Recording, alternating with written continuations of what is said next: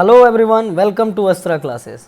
आज हम लोग सीआरपीसी के इस सीरीज़ में रिमांड पे चर्चा करेंगे और साथ ही साथ डिफ़ॉल्ट बेल के बारे में भी समझेंगे। तो चलिए बिना देर किए वीडियो को स्टार्ट करते हैं। पुलिस जब भी किसी व्यक्ति को अरेस्ट करती है तो 24 घंटे के अंदर उसे मजिस्ट्रेट के पास पेश किया जाना होता है। यदि 24 घंटे में इन्वेस्टिगेशन नहीं कंप्लीट होता है तो क्या होगा?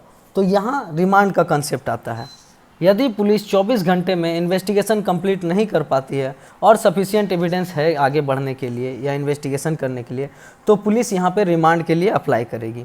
रिमांड का प्रोविज़न सेक्शन 167 सीआरपीसी में दिया हुआ है।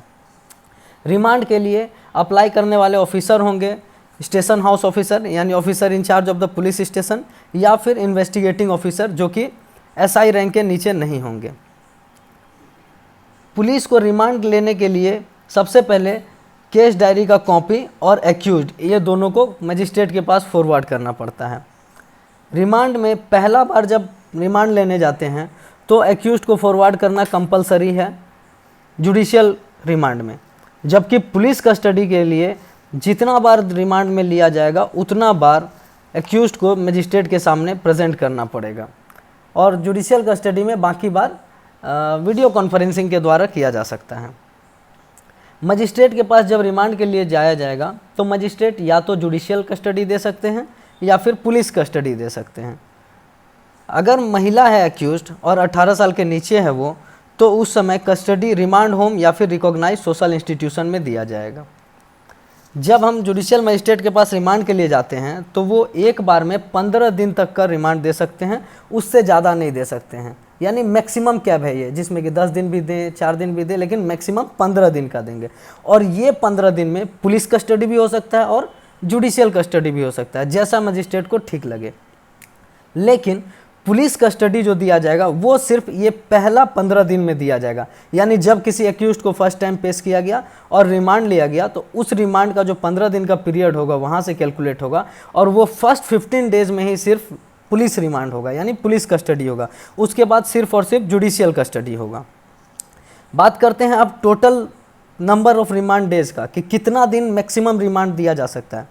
तो यदि इन्वेस्टिगेशन ऐसा ऑफेंस का है जो कि डेथ, लाइफ इम्प्रिजनमेंट या फिर ऐसा कोई ऑफेंस है जिसका सज़ा 10 साल से नीचे नहीं है, तो वैसे ऑफेंस में मैक्सिमम रिमांड जो है 90 दिन का दिया जाएगा। वहीं पे दूसरे ऑफेंसेस के लिए 60 दिन का रिमांड दिया जाएगा। यदि जुडिशियल मजिस्ट्रेट नहीं है तो कहाँ जाएंगे रिमांड के लिए? तो अगर जुडिशियल मजिस्ट्रेट नहीं है और पुलिस को रिमांड भी चाहिए तो इस परिस्थिति में एग्जीक्यूटिव मजिस्ट्रेट को अप्रोच किया जा सकता है।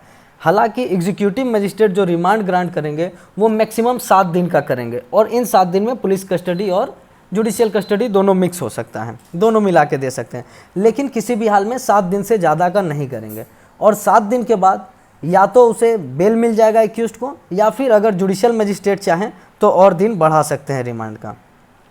अब बात है कि यदि इन्वेस्टिगेशन इस दिए गए समय में कंप्लीट नहीं होता है तो क्या होगा?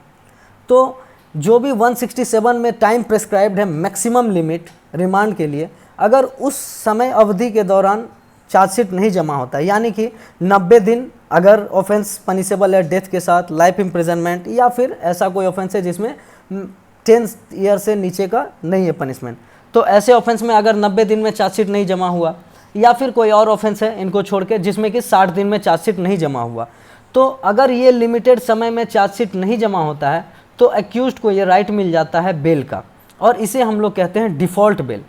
यहाँ सिर्फ डिफ़ॉल्ट के कारण एक्यूज्ड के पास एक राइट एक्रू हुआ है जो कि डिफ़ॉल्ट बेल का राइट है। अगर चार्जशीट सही समय पे सबमिट हो गया रहता तो बेल नहीं मिलता, बेल एज ए राइट नहीं क्लेम करता। लेकिन क्योंकि चार्जशीट जो है इस टाइम लिमिट में नहीं जमा हुआ है, इसके कारण बेल का राइट आ गया है। अगर एक्यूज्ड रेडी है बेल फर्निश करने के लिए तो उसे बेल ग्रांट कर दिया जाएगा।